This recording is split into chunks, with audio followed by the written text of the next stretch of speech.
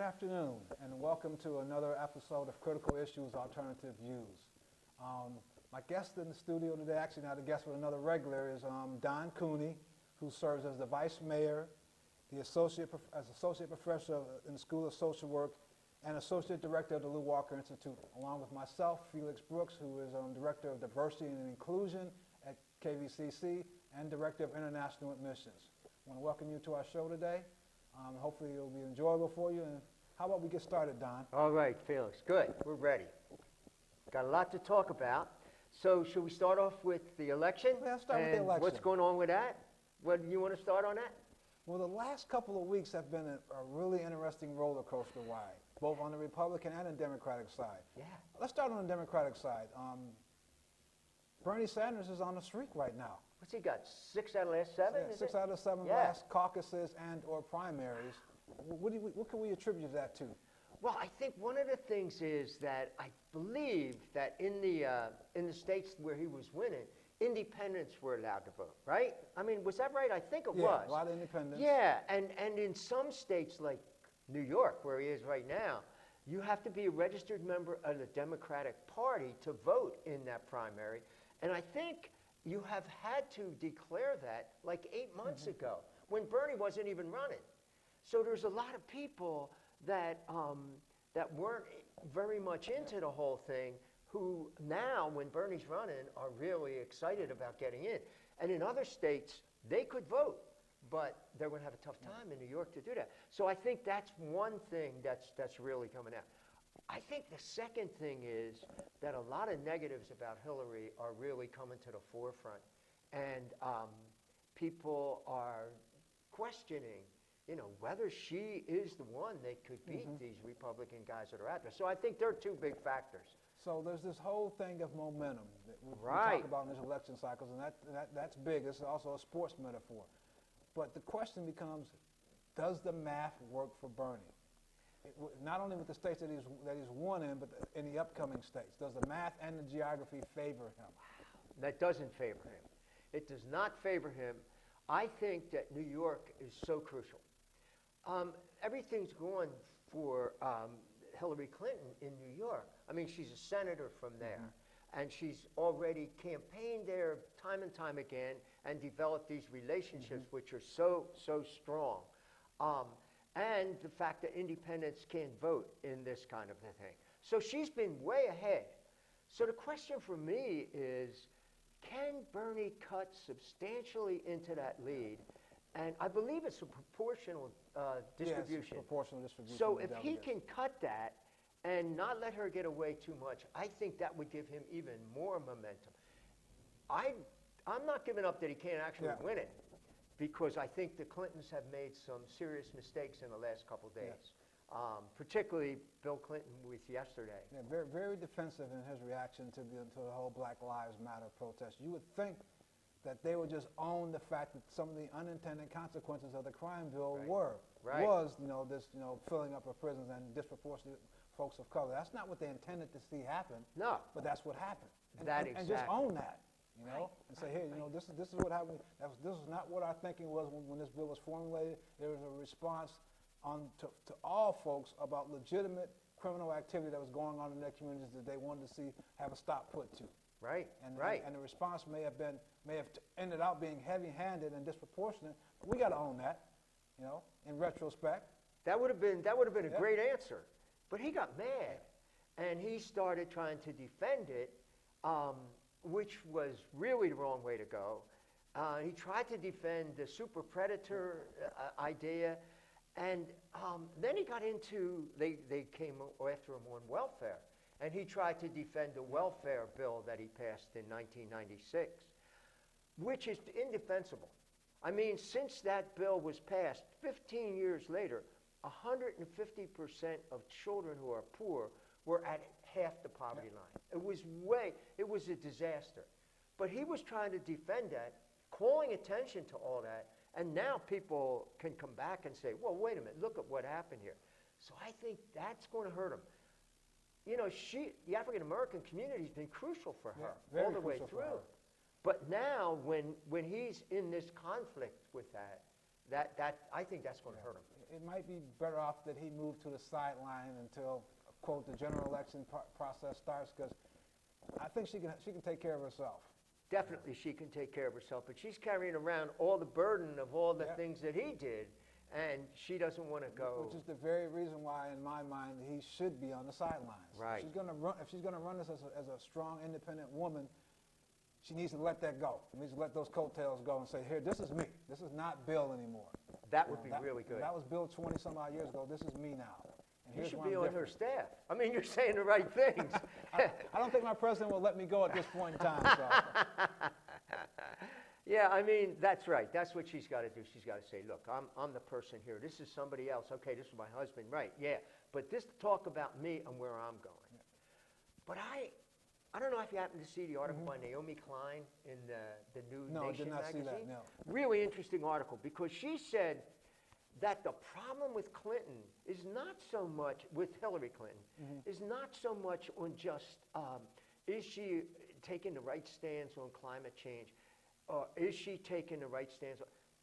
The real problem is that she believes in the corporations. She believes that we need these corporations, and we have to cooperate them if we're going to succeed. Yeah, to co-opt them. Yeah, and she's so tied into them, not only with the money that she's receiving in her campaign, but the money that's given to the Clinton Foundation, where she works, and where she's deeply associated, and that she doesn't see anything wrong with going out and giving these talks and getting incredible things. She thinks that's okay. She thinks that we can partner with these people and get things done. And I think that was the mistake that she made when she was in charge of trying to get health care reform. She thought she could partner and bargain with the pharmaceutical companies and the American Medical Association to get a health care bill through that would help everybody in the country. But they completely betrayed her, and there she was left out there standing. And I think that same thing would happen again. I think what Bernie Sanders is doing is saying, these guys are the problem. We need an economy that works for everybody, but they're into an economy which works just for them. And that's what we saw in 2008 in the run-up to the crash, was that, the banking and the banking industry in general was the chief culprit behind that, and they've paid very little in the way of any consequences since that time. Exactly. Exactly. That's exactly what happened, yeah. So I think she's carrying, I think that carries through in a lot of different things. For me, one way that carries through is when she says, Bernie's unrealistic. This could never happen. She can't envision a world that is not dominated by corporate control. And that's Bernie saying, we have to get beyond that. And I think that Bernie's proposing a new paradigm, a paradigm shift. But she's saying, we can make this whole paradigm work.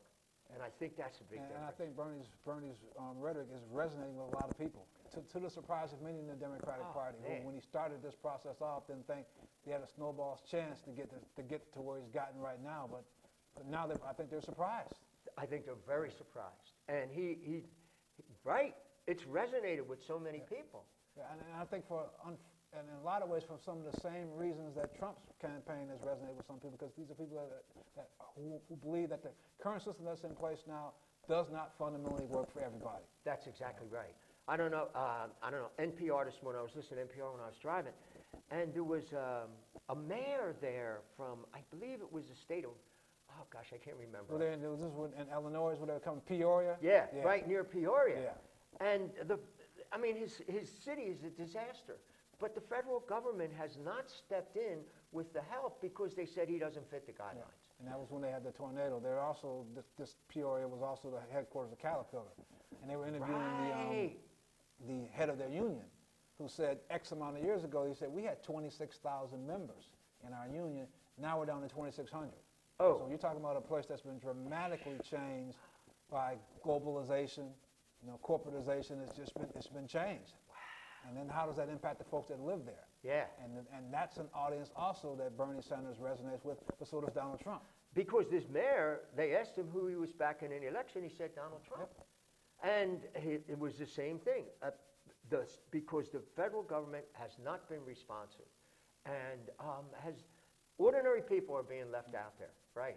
So you're right that the same people the same mindset which is leading people to Bernie is also leading people to Donald Trump. So let's talk about that, because Trump has probably had his worst 2 weeks Right. in this election cycle, and Cruz has now become somehow the standard bearer of the Republican establishment, which to me is an oxymoron. Oh my So gosh. how do we get to that? Well, it's interesting. The headline in the New York Times this morning was, "Learning to Love Cruz to Stop Trump." I mean, these guys have all rejected Cruz all along the line and said, we don't want any part of him at all. But now they'll do anything. They're desperate to stop Trump. And yet the ironic thing about it is when Ted Cruz talks, what he's telling folks is, I'm running as an outsider. But the establishment has rallied around him and supported him, saying he's our only choice. I remember Lindsey Graham saying Sure. this is a direct quote. This is probably about a month ago. He was at some conference, and he was giving a speech, and he said, if Ted Cruz were killed on the floor of the Senate, no one would be convicted. Oh, jeez. But he's also come out and endorsed him. Oh, So yeah. that really lets you know about the quandary that the Republicans find themselves in. And then you've got John Kasich, who stayed in, saying, you know what? When all the dust clears, you guys are going to come to realize that I'm going to be your best candidate. Yeah, and Kasich looks real good compared to those other two guys. But he did an interview with the editorial board of the Daily News this week, and Juan Gonzalez was on the editorial board for the News. And he said that he asked Kasich a couple questions about his connection with workers. Like, they passed a really tough rules to stop bargaining power for people in the government Similar that were to Wisconsin, yeah. in Ohio. Yeah, he did the same thing that Did Wisconsin the same had done, thing, yeah. the same thing as Wisconsin did, right? Yeah. So he asked him about that, and he said, if you were president, would you do that with federal workers? And he said, well, it would depend on the circumstances. So I mean, Always depends on the circumstances. right? yeah. It always depends on the circumstances. But do you think, and you've been around a lot longer than I have, Don, do you think the Republicans are headed for a contested convention? I do. I think they are, and I think it's going to be a disaster. This is my own thought. They'll do anything to stop Trump, but if they do stop Trump, and they deny him the nomination, who are they going to give it to?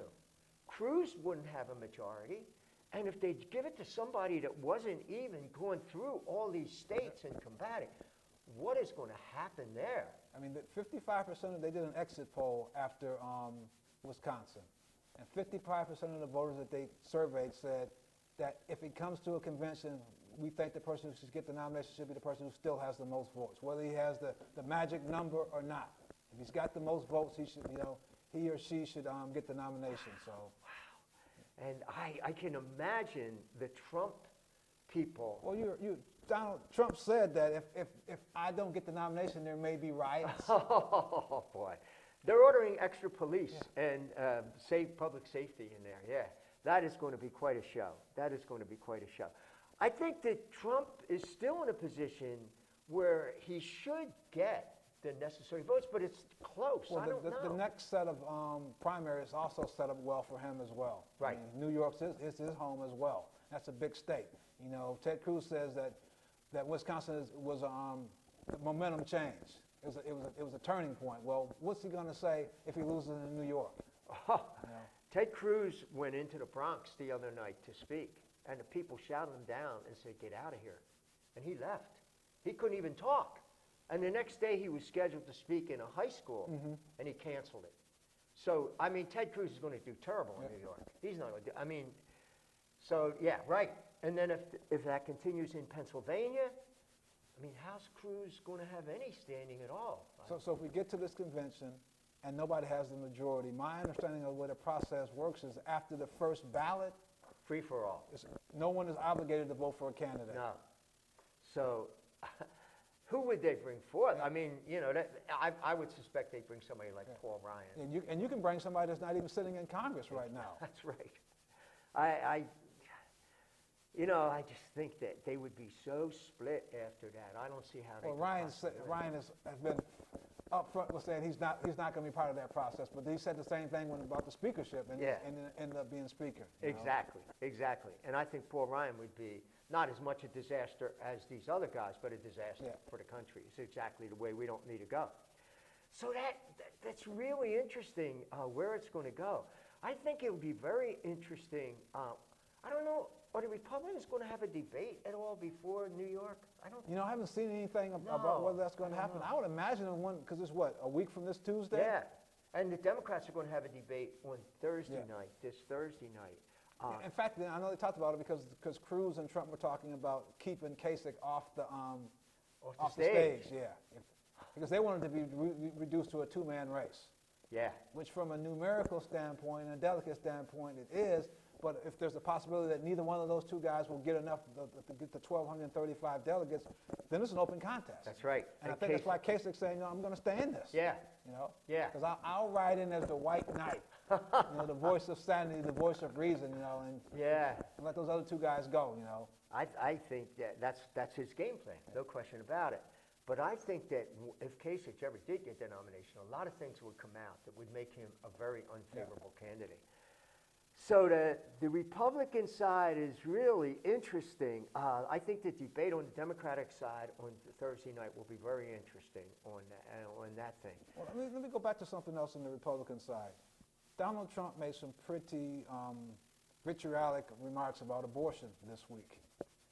And what he said was that, if abortion was illegal, he would think, women should be punished for that. Right. And then, of course, he had to walk back from Jump that back. the next day. Jump back the next day. And you were Yeah. talking earlier off camera about how he's able to sort of take on these chameleon-like, behaviors where he'll say something one day, and then the next day he'll come back and say something else.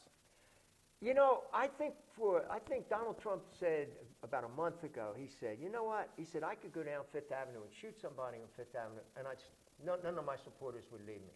I think they're committed to him. They don't even care what he says about these things because they're committed to him to see it through no matter what. I think he's right on that. Although I do think that he's completely lost the women vote now.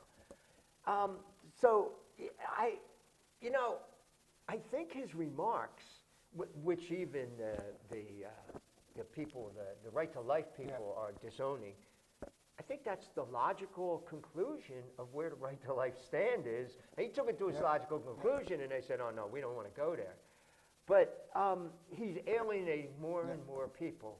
But at the same time, he's got this solid group of people that are going to back him because, above all, he says, I'm against the existing system. And that's where I think his strengths are going to lie. So tell me a little bit, we talked about this off camera as well, about the notion, the distinction between him and Cruz, one being a true believer and one... Michael Moore, the other night that we had here to speak, after he gave his talk, he met with about 50 people, and somebody asked him, if you had to vote for either Trump or Cruz, who would you pick? He said, if you had a gun to my head, and you made me choose between these two guys. He says, I know Trump. I've been on shows with him. I've met him. I've talked to him. He doesn't believe what he's saying. And if he got elected, he would pivot. He would switch. He was saying that he treats he gets along well with unions, that he treats his people that are working on his buildings well, that he would pivot. But he said, Cruz is a true believer. And he will follow through. He believes what he's saying. He'll follow through, and he'll do these things that he's saying. So he said, if I had a gun at my head, I would vote for Trump. I don't want to do that, but if it was between those two guys, because I think Cruz is very dangerous. He's ruthless in his ideology and where he's going to go with it. So now this is the third election cycle in which the Republican Party has been saying all along after each loss that they're going to try to find their soul and broaden the tent. And yet they still end up with these two gentlemen as their front runners. Right. Isn't it amazing? Yeah. Isn't it amazing? I mean, and when you watch the Republican debates, if you got the stomach for it, they never talk about poverty. Nope. They never talk about race. They never talk about people that are struggling and can't make it in the economy. The whole answer is we got to take care of the people at the top, the businesses, and it'll drift down. I mean, that's the message since 1980 with Reagan. It clearly doesn't work. They haven't come off that message, but they keep going with it because I would contend that the people who control the Republican Party, their whole livelihood depends on that message. Yep. I don't see how they could come off that. But the demographics are against them. Yeah, and they talk about they know they need to become a more inclusive party, but you don't see that happening. Not you don't see at that all. outreach occurring at all. I mean, in the work that I do in diversity and inclusion, we look at demographics, and we know that the country is changing. You know, I was in San Francisco 3 weeks ago, and I just remember walking down the street in San Francisco, and it suddenly occurred to me that this is what this country is going to look like. It was the most diverse place I had ever been outside of Key West, Florida. Wow. And to me, it was a harbinger of what the future is going to be. And I'm saying to myself, and some of these folks, they don't get that. They don't get that at all. First of all, they don't go where other people are. They keep in their own areas, and they deal with their own kind, their own group. They've got their places where they live outside. They've got their own social services. So they don't even know the problems that are going out there. They don't get that at all. But you're absolutely correct. I mean, this is where we're going. This is where it's going. And the model that we have now is not going to take care of that situation. Not at all. I mean, USA Today is involved in this Race to the Top initiative, Race Together initiative. And one of the things that they produced was a series of demographic maps. Oh, I haven't seen that. And it's 3 maps, one from 1960, one from 2010, and one projection for 2060. And it starts with a question. And that question is, from each one of those maps is, what are the chances that the person sitting next to you is going to be somebody different from you? Well, in 1960, not that great of a chance. In 2010, you see this huge shift because the country has gotten more diverse. Yeah. And in 2060, well beyond that. The chances are roughly 1 in 2 that the person sitting next to you is going to be somebody different from you. That's the world that we're going to be going into, and yet we have a party here who wants to act and respond as if we're still living in the same world we were living in the 1950s. Unbelievable. Unbelievable. We have not set up policy. Because when we look at that kind of demographic thing, and we look at the situation of African American people in this economy, we see that they're so far out of it. I mean, I just looked at a chart the other day where it was saying that the average American white household's net wealth is about $113,000. That's because they own a house, right? But when we look at African Americans, it's like $6,000. So we got this gap here, and the policies that are in place now are more of the same. They don't address that gap. They don't address that gap. They don't even acknowledge that it exists or that it even matters. Right. You know, when you've got a household that's worth $118,000 net worth, you have to really multiply that over generations. Yeah. That's the ability to send a kid to college. That's the ability to put together a 401k. And I think I've told the story before. I will be the first generation in my family where when I pass away, whenever that happens, I will actually be able to leave something to people in my family. That's never happened before. Wow. Because if you don't have the ability to save that, you know, because of your economic wherewithal, you can't save money. You can't pass anything on to the next generation. And then they can build on that. Other people can Yep. build on that and then just keep going. I mean, this is a huge issue. It's a huge issue. The whole racial issue and the whole question of reparations. I'm a believer in reparations. I believe that reparations have to be made. Question is how. And that's up for discussion, how that happens. What the mechanism would be for doing that. And Ta-Nehisi Coates talks about that in his article that he wrote for The Atlantic a couple years ago. Yeah. He does a really good job of detailing the whole issue that how we got to where we are now and why what happened in the past actually matters. Yeah. He does a really good job of connecting those dots. I think he's excellent on that, right? I have my class read that in the summers when I teach a class on social change because he documents it so well. The people who have experienced oppression and been denied access to the paths to success, and then we expect that they're going to all just succeed together. And we pretend like if this is a level playing field. Yeah, when it's a level not, playing you field. know. It's not a level playing field. You were here when we brought Richard Reeves here, who talked about Yes. about social mobility, and he pointed it out pretty candidly in his video and in his talk that no, if you're at the bottom quartile of income, your chances of getting to the top are 2 in slim 10. and none. Yeah, for Especially African Americans, it's 1 in 10. Yeah, at best. Yeah, the odds are really long. The conclusion typically is going to be if you're born poor, you're likely to stay Yeah. poor. The only thing that may trump that for you would be if you had the fortunate to be able to get a college education. Right. That can change, but the vast majority of folks, they don't have that luxury. They don't have that luxury. And the other thing is they're not ready. They haven't been prepared for it. Yep. They haven't gone to schools which are going to prepare them to get there. And the stuff I've been reading lately, one of the biggest things that I've been reading about is the importance of place. Yep. If you live in a community which is predominantly poor, the impact that that has on your whole life, for the rest of your life, is incredible. And to bring that home, in Kalamazoo, we have census tracts which are 80% of the kids live below the poverty line. In a census tract in Kalamazoo. What's that going to do to those kids for the rest of their lives? Because this is what and I think Richard Reeves said it best. He said, because when you have wherewithal, when you have abundance, you have the ability to visualize yourself doing many things as you grow up. When you don't have that, when you're living under principle of scarcity, you can't visualize those things. No. And then you can't put them into action. And you can't see where an education was going to be relevant for you at all. It's not going to matter because this is what you've seen. This is what you've seen and grown up around. Yeah, right. And you don't have role models, and you're going to school with a bunch of kids that aren't even ready to go to school because they haven't had their basic needs met at home, and then that's going to influence what happens in the classroom. You got to be extraordinary. You got to have special qualities to succeed in that kind of a situation. And that's a conversation, at least on the Republican side, that they're not willing to talking have. about that. They want to talk about that. No.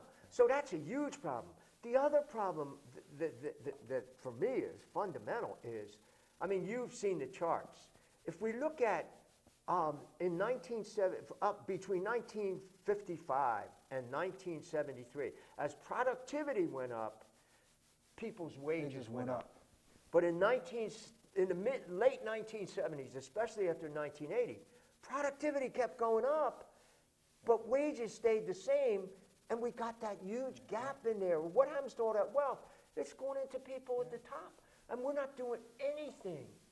And it's unprecedented. And it's interesting, some of the stuff that I've been reading, you'll see what people's perceptions are about the wealth gap and what it actually is are completely different. Completely different, yeah, right. It's shocking. Yep. And that goes to the fact of their control over the media and how people's consciousness is. Michael Moore's latest movie, Who Should We Invade Next?, where he goes to these different countries and he shows how they have put in place social policies to make sure that people have jobs and pay living wages, that people have health care, that people can go to school and go as far as they want in education and not be burdened with these awful debts. And you think, well, why don't we do that here? Why don't we do that here? I'm thinking that the reason we don't do it here are a couple. It's not just one thing. I think one of the reasons is because they're homogeneous societies. We're a heterogeneous society. And the diversity, the race thing plays into that. They don't want those policies there. And I think the other piece is that we also have this narrative that says that the individual does this on his or her own. Right. That whole rugged individualism. That's a narrative that's run through America for as long as I can remember. Exactly. And that people get to where they get to by lacing up their bootstraps. Right. And it assumes that we have a level playing field. Yes. That everybody starts at the same point when actually we don't. We don't have an equitable society when it comes to that. We don't have a level playing field is absolutely right. And then besides that, all the help that comes along the line because of privilege, white privilege, and other kinds of things that come along the line, that has a huge effect on where you end up. It gives you a head start. I was explaining to one of my friends the other day that a 400-meter race, if you propose this to a group of kids, they would think that everybody should be on the starting line next to each other. Right. But if you actually look at the setup of the race, it's staggered because it recognizes that if you're on the outside lanes, if you stay at the same starting point, you're going to run farther than everybody else. That's right. You stagger the race to make it fair for everybody. And excellent analogy. And in our politics and our economics, we don't think about it in those terms. We don't meet people where their needs are. We assume that the starting line is fair for everybody. Yeah. Right. And that's not the case. So. That's not the case, and that's right. I think that that mentality has been sold to us. I think the mentality that's been sold to us, that's the first thing, that you can make it on your own, all you got to do is try and work and get there. That doesn't work. The second mentality I think is sold to us, that we have to take care of these guys at the top and then we'll all be okay. That hasn't worked. And then the third one is there is no other way. There's no alternative. We have to do nothing this. else works besides that. Right. You know? So if we try to move away from that, it's going to be a disaster. Which will lead to the first pivot we'll make in our discussion today. I watched 60 Minutes this weekend I haven't seen that on yet. prisons. Right. And they did this piece on German prisons. And the backdrop was that the reporter was talking to a German prisoner who was sitting with his sister and her daughter in a park. And the story was this guy is in prison for murder. Wow. But he's out with his family. So he gets passes to go out? Because the Germans don't view locking folks up the way we do here. Yes, he spent time behind bars. He spent almost 17 years in prison. But part of his reentry into society piece has been to normalize his life as much as possible. Because they don't see prison the same way we do. They say taking a person out of the community is punishment in and of itself. We're not going to further punish you inside the prison. Wow. So when you walk into these prisons, this guy has a key to his own prison cell. Oh, geez. He has all the creature comforts of being at home because they say, no, we bring people in here, we treat them as human beings. We don't treat them as some sort of, like they're aliens or like they're the enemy. Because if you treat them that way, they're going to act that way. And what most people don't recognize is that the vast majority of folks who are locked up get out. Like 90%. Yeah, they're going to get out. They're going to get out, and what happens to them in prison is going to reflect on And so what the happens. Germans understand that what happens in prison matters. Yeah. It matters. How we treat these people, so they have a much more humane, much more sociological approach to working with folks, counseling, skill building, any number of things to get these prisoners involved in. What they found out is that they don't have near the recidivism rate we have here. Wow. For folks when they get out. They don't have near the types of problems that we have in our prisons with physical and sexual violence, sexual assault. That's almost down to nothing. Wow. And that these folks have a relative amount of freedom, and they still act appropriate. So they took you behind the walls, and you see these prisoners that are out in this field area playing ball, running, doing whatever. And he said, no, this is the way it is here every day. It's almost impossible to do that here when you got 2.2 million people in prison. When you got all those people incarcerated and locked up, a guy who works with the prison criminal justice system told me, he said, look, all they're trying to do in prison is stop people from hurting each other. That's all you can think of. So you're not doing any of these things which are appropriate like you're talking about. Which is why, the German prisons are a lot smaller. They don't imprison anywhere near as many people as we do. No one else in the world is even close to the incarceration rate we have. I think our incarceration rate is 716 per every 100,000 people. Oh, my God. When you think about that, and you think about the image we have of China and Russia, and you would think, oh, well, God, they're locking up everybody over there. And they're not. And we're ahead. And no one else is even close to us. We're spending $80 billion a year on incarcerations, and we're locking up disproportionately folks of color in those prisons. Yeah. You go back to the 70s, we only had a fraction of people that we had locked up. 200 and some thousand. 200 and some thousand versus people locked up. 2.2 million. And it wasn't anarchy No. then. No. But we're spending all this money now, and if this was a business, our return on investment is horrible. I was telling my students the other day in class, I said, so think about you're running a business, and I told you that almost 60% of the product that rolled off your line was defective. Would you think that would be an effective business? They said, of course not. I said, well, that's what we're doing with our prisons. Yeah. 60% of the people that come out of prison reoffend within 18 months and they go back. 60%. 60%. And that has everything to do with what happens to them when they go in. Absolutely. So Absolutely. The treatment that they get and the fact that we keep people in prison for so long a periods of time and we do nothing with them when they're behind bars to prepare them for when they're going to get out. Yeah. Not only don't we do anything to help them before they get out, every guy that comes out of there has got PTSD because of the experience that they've had in there where they're unable to protect people, where they're unable to treat people as human beings. They come out scarred, and then they're back in the community and they're lost. And you want to see an interesting contrast, and they showed this during the 60 Minutes piece, was the shots of the 60 Minutes reporter walking the cell block in a prison in Germany, and the shots of that same reporter walking a cell block in a prison just outside of Philadelphia. Wow. Remarkably different in terms of one scene being calm and you're not going to feel threatened for a second. But in this other scene, it was just chaos. Unbelievable. And you can tell this the difference in the way we treat people and the way we warehouse folks here creates conditions where it is unsafe. Yeah, and I don't think that, I mean, people starting to mention that, hey, we got all these people in prison. I don't think people are aware of how many people are coming back each year. It's out of sight, out of mind. Right. In Kalamazoo, I think we are getting between 700 and 1,000 people coming back from incarceration every year. Yeah, I can believe that. And what supports do we have for those guys out there? It's very little. There are good supports, but very little in the way of resources to really be comprehensive with what we do with these folks. Yeah. I mean, we set up artificial barriers to them becoming successful. Yes. Yes. Just the artificial barrier of sending a guy out who's been in prison, who's been housed with the state for, let's say, for the last 15 years. Yeah. He or she gets out. We don't even give them any identification. We don't issue them any ID whatsoever, which is a huge barrier now. I want to get a job. Yeah. I want to open up a bank account, and I have no ID, and the state can't issue with us. So, well, we can't just do that. I'm like, well, if they've been your guests for the last 15 years, you can't tell me you don't know who this person is. Oh, my gosh. If you couldn't issue them some form of state ID when they leave here. That's unbelievable. Yeah, but it happens all the time. Right. Guys walk out with basically with their little bus ticket and a little bit of change and go back home, figure this out. And if you come back home to a community that has resources in place, maybe you get some help to get you a leg up. Yeah. But you still got to overcome all these barriers and the stigmas attached with being a convicted felon.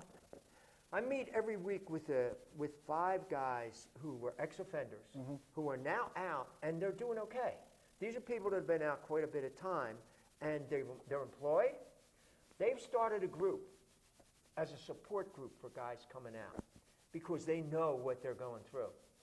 But what I'm finding from my meeting with those guys is many different things. First of all, the scars, the PTSD, and the psychological scars from being in there. Second, the difficulty with employment, trying to get any kind of employment and jobs. Or trying to find a place to stay. A place to stay. We got a guy who's been out a month now, and he's still living at the Gospel Mission. That's a tough place for him to live. A tough place for him to live. Trying to get health care. And then trying to get back to your family. I mean, you've been away maybe 10 years. You come back. Your kid was 5 years old when you left. Now you come back and say, I'm your father. And say, whoa. Not to mention the fact that the whole world has changed in that time. Oh, they don't know how to do computers. They don't know how to do... So there's all these, what I call these artificial barriers that conspire in a cluster to be a detriment to a lot of these guys being successful. So you have to be really, really persistent. And for some of these guys who have PTSD, that's tough. It's impossible. Because the first time somebody puts up a visible barrier to them, they're like, okay, clearly, this ain't going to work for me. It's easy to go back to what you know. Yeah, right. And if they can't get jobs, they're out. They just can't do anything. And I can say right now, this is the first time in a long time that there's starting to be some serious debate on both the Republican and Democratic side that something needs to be done with respect to prison reform. President Obama has pardoned a bunch of people over the last couple of weeks and got them out of incarceration. And a lot of that, unfortunately, but nevertheless, it's a good consequence, comes out of expediency.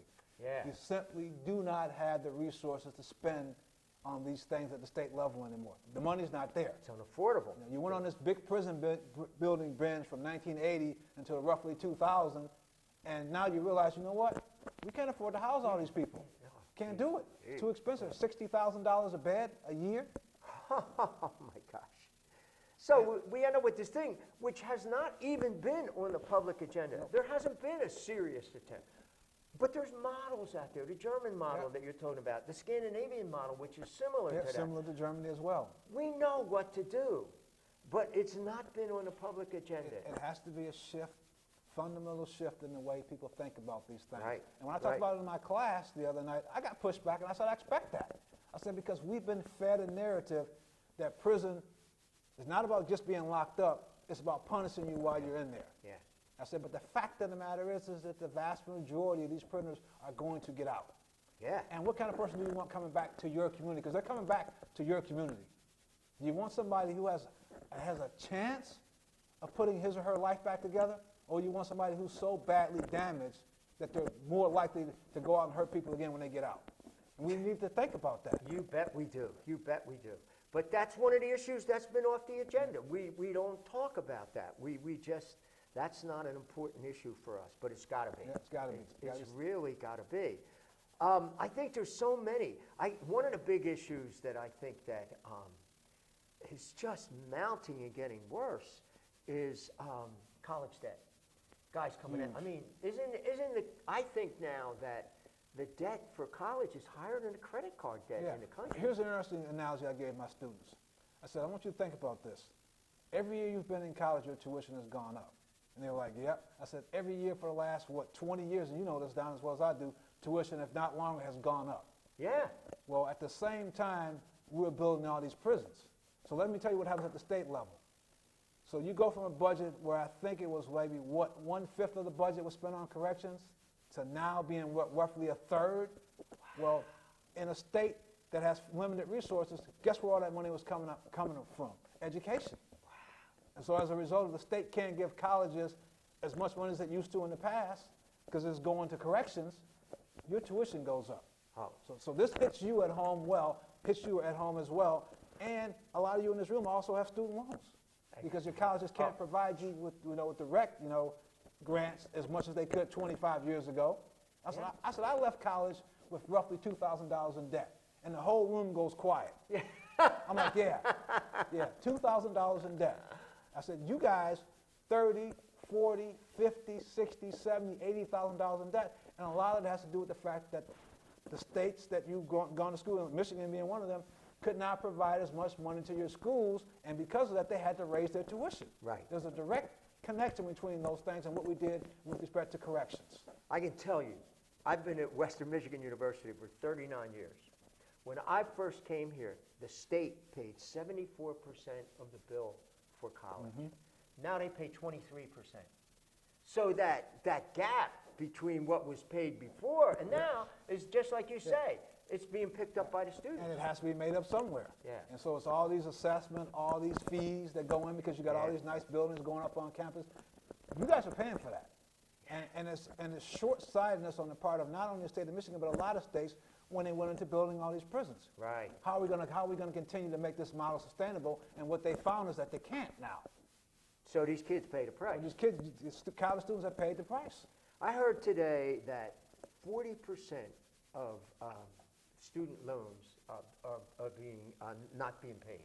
40% of the kids who got student loans are now just not paying on it, or they're paying, or they owe on it. They're behind on it. And here's the thing about that. Of all the debts an individual can discharge in bankruptcy, guess which one you can't? That's student the loans. one. Student loans. Cannot discharge at all during bankruptcy. Unbelievable. So you're going to carry that with you for as long as you. So I've got former students that I've had who are still living at home with their parents, who are still driving the cars they were driving in college, because when you're paying $1,000 back a month and you're at an entry-level position, you can't afford that. You can't do it. I've got former students who are afraid to start families because they said, look, Mr. Brooks, I owe $1,200 a month in student loans. How can I have a family? Oh, cow. If you're talking about paying $100,000 back in debt, you're going to be on the hook forever with that. That is so crazy. And then what happens is, I mean, like you say, how are they going to, the pressure that's on these kids. I teach social work students. They do incredibly important work. They go with the people that have been hurt by this society. But they don't get paid hardly anything. They get paid nothing. We got kids with master's degrees going out there getting $16 an hour and owing $1,000 a month doing student debt. They're just in a corner that they can't get out of. And we need to figure out a way to address that, much the way we've tried to figure out a way to address it when cities are dealing with economic hardships that they just simply can't afford. We need to do this with students. I mean, I don't know what the answer is, but that issue needs to be addressed. Yeah. Because like you say, right now, student loans have eclipsed credit card debt in this country. Yeah. And that speaks volumes. Because Right. here we've told these kids that this is the way you should proceed. You should go to Yeah, school, get a yeah. better education. And not to say that you shouldn't do that, but the unintended consequences of that is, oh, yeah, by the way, you may end up with a whole lot of debt that you're going to have to pay back that you may never be able to pay back over in less than a generation. And then what impact that has on your ability to be able to have a family, to own a house, to own a car. Man. It changes the game. Changes the whole game for your whole life. And I'm sure you see this, but I see it too with the students not being able to go to school. Be even smart, Yep. dedicated, young people that are coming from low-income backgrounds that just can't go to school because they can't afford it. And we end up wasting Yep. all that talent. And that it used to be that we sent kids we wanted people to go as far as they could in Yep. school because we saw that as an investment in our society. But we don't see that now. You know, when President Obama announced, the free community college initiative, people like sort of poo-pooed and like, no. The point is, if we can eliminate that barrier for these kids Yeah. and get them in, even if they only get a 2-year degree or a certificate, Big it help. at least gives them a leg up on creating a standard of living for themselves that they otherwise would not have. Right. Because a high school diploma, unless you're in a specialized field, doesn't get it anymore. No. But when the cost to go to school is so prohibitively high, if you come from a poor background, you don't even see that as an option. Yeah. I can't do that. Can't go there. I've watched my mom or dad come up when they were in debt, and you're asking me to go to school and take on all this debt. I said, they would say, I can't do that. I'm just going to go to work. Yeah. But then their options are limited too. Severely limited. Because what jobs are out there that are going to pay them a living wage? Very And- few. Oh, yeah. You know, So, I mean, the whole question, just the question, what is the economy for? Is the economy for increasing the gross national product? Is the economy trying to say that we have to develop more and more things that we can consume? Or is the economy about trying to create a society where people can have a decent living and not destroy Yeah. the environment? I mean, I think that's one of the crucial questions. But we're not asking those questions. and I mean, those are the questions that Plato and Socrates asked about when they talked about building the so-called good society, which was a collective vision that says, no, we're not doing well by folks if we don't have an end in mind for everybody, for all our citizens. Yeah, yeah. We're and then the other piece that we're looking, I mean, the enormous amount of money that we're spending on the military. And what are we getting back for that? I mean, Andrew Vasevich just came out with a book this week talking about how much we have invested in the Middle East and the amount of money that we have. Talk about return on investment. Very, very poor. And the thing about it is, we used to have a philosophy, for better or for worse, that said if we're going to intervene, we're not going to do nation building, because that just simply doesn't work. We tried that in Iraq. We tried that in Iran. Afghanistan. Afghanistan. And what's it gotten us? Disaster. And it's cost us a whole lot of money. And we have to recognize that it's not our job to be the world's policeman. Right. But if we are going to do that, we have to ratchet down what our expectations are. We're under the assumption that we're going to go into these countries and we're going to turn them into democracies. Well, it doesn't work that way. It has not worked that way, and that's money that could have been spent here for education, for health, for people's basic needs. And I bet you we would have done a lot better in the world if we had taken care of our own people And here. again, we outpace our nearest competitors in military spending by a factor of 3. No one else is even incredible. close. Yeah. But what's been our return on investment? Is the world any safer today? Is it any more democratic in terms of the efforts that we put out there? I don't think so. No, it's worse. It's more unpredictable. Yeah.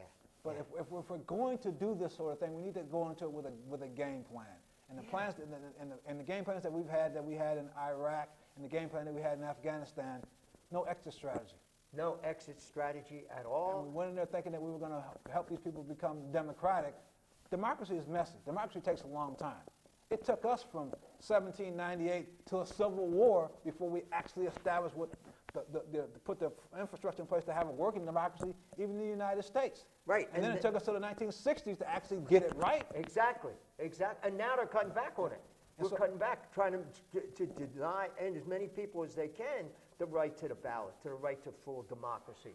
So And we so for can't us- even get it good here, and we're going to export it over there. And so for us to go into Iran or go into Iraq or go into Afghanistan and think, well, in 10 years they'll be fully democratic, it's nonsense on stilts. I don't know where anybody could have had that mindset that this is going to work. Right, It right. takes a long time, especially if you don't have a tradition Yeah. of democratic institutions. Right, Those things right. take a long time to build, and it's imperfect at best. And the answer to every problem is more military power, is to destroy Yeah. and to do. And as you say, it's completely futile. We know it doesn't work, but we keep doing the same thing over and over again.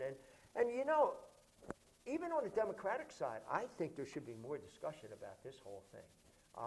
I don't think there's been enough there. There's none on the Republican side. But I think the Democrats got to come to grips with this too.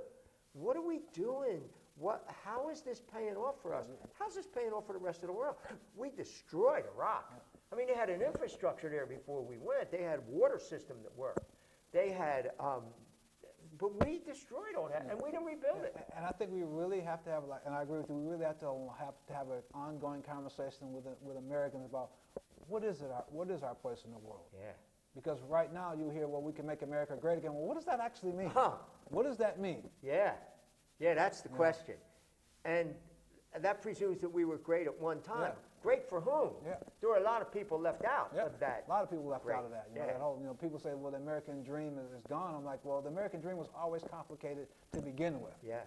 For folks Yeah. of my father's generation who hear that, then they just give you that $1,000. Like, what do you mean? A lot of my father and grandfather, they were denied equal access to the American dream. So people say, well, there was a golden age in America, and I always say, well, when was that? Yeah, right. Take me right. back to when that happened, and if you were a minority or a woman, you're going to yeah. say, nope, I don't know. I don't think that qualifies as a golden age. No, not at all. And that nostalgic thing that Trump keeps talking about, is a myth, something that wasn't there. Yeah. But it worked for some white people in the South, in the past. And that's what they want to get back to. They're scared to death that with the demographic changes, that they're going to be a minority. And they are going to be a numerical minority in this whole thing. Well, one of the things I wanted to talk about was, as we're talking today, tax day is coming. Yeah. April 15th, when everybody has to have their taxes Yeah. in, and people pay their taxes.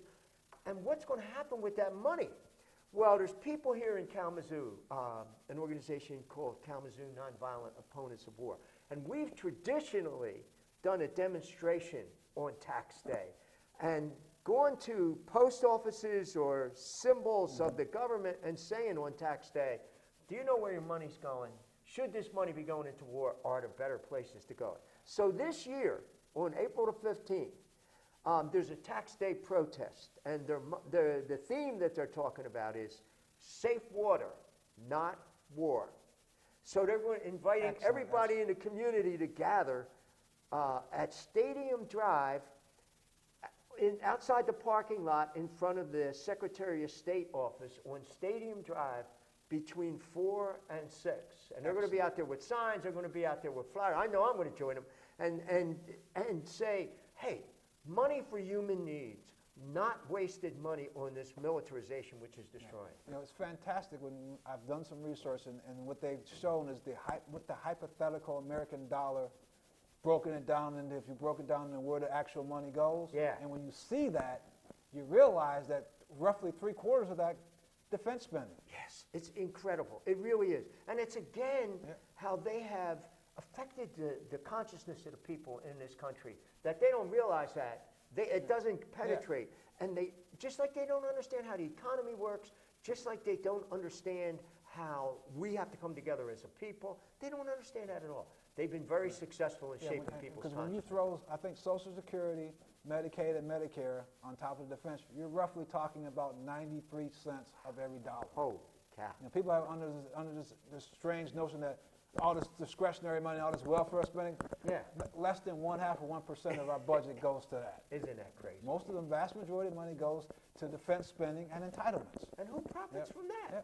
Who profits from that? Not the ordinary person, not the people Nope. that are poor. No, that's taking care of the people at the top, and it's keeping good control of the people at the top. So, I mean, The one thing that I think has been very, very helpful in this campaign, and it's because of Sanders, and to a certain extent because of Trump, people are starting to ask questions. And they're starting to look at the economy. They're starting to look at how the political power in this country. They're starting to look at what rights do we have as people? What should this country look like? Yeah. I think that's been very, very healthy. And what should be our rightful place in the world? You know? Right. What's reasonable, what's not reasonable? Right, Yeah. right. I think that the effort to cut college tuition has also hurt the idea of making kids in college critical thinkers. Yeah. Because all they got to think about is, I got to get myself a job so I can pay back this debt. So they don't have the time, or they don't have, They don't develop the tools, yeah. right, they don't have the tools. A lot of these kids don't buy the books because they can't afford the books. So they're not reading, they're not thinking, because their agenda is, I got to find a way to stabilize my life and to stabilize my life for my family. So they don't have the time or the incentive to think through some of these things that we're talking Not about when you're today. trying to cut corners just to survive the educational experience, which is not what it's supposed to be. No, no. This is supposed to be one of the best times of your life, but if you're already worried about the kind of things that you should be worried about 10 years from now when you're 19, that makes it difficult. Oh, it makes it extremely difficult. These young people go from school to work, and they work incredible hours. They don't have time to, like they did before, to read and think and get involved in stuff, because they're so tied up in these things. And I'm sure that that's by design. They wanted it that way. They didn't like it. The Civil Rights Movement had a strong foundation in the college campuses. The anti-war movement, the anti-Vietnam movement, strong. South Africans, anti-apartheid, strong on the college campuses. But they've done everything they can to try to eliminate And makes the student a little bit more detached. So, Yeah. once again, I want to thank everybody for joining us today. Hopefully, we brought out some issues and made you think about some of these things differently. And we'll be happy to welcome you back to our next issue of Critical Views Alternative. Critical Issues, Alternative Views. let me We'll get be that right back with there, that. Yeah, it's tricky. I think next time Ron Kramer will be here too. I think Ron will be back from Yeah, sabbatical. so we're looking forward to him. We got a lot of questions to ask him. And one of the things I want to come back to when we come back that next time is talk about the Supreme Court vacancy. Oh, right. We need to talk about We that. need to talk about what that means right now, because there's already been a series of 4-4 votes that have been remanded back to the lower courts that have favored, issues like labor unions and stuff like that. So this is going to be interesting to see, how long folks will wait and hold out. Are Right. they going to, are they going to continue to stonewall the president on his appointment? So maybe we'll talk about that when we come back next Yes, time. we need to talk about that. And the whole idea that these guys who say we got to follow the Constitution, we got to look at, that's only when it's good for them. Only when it's convenient. They don't want yeah. to talk about that. Yeah. Thanks again.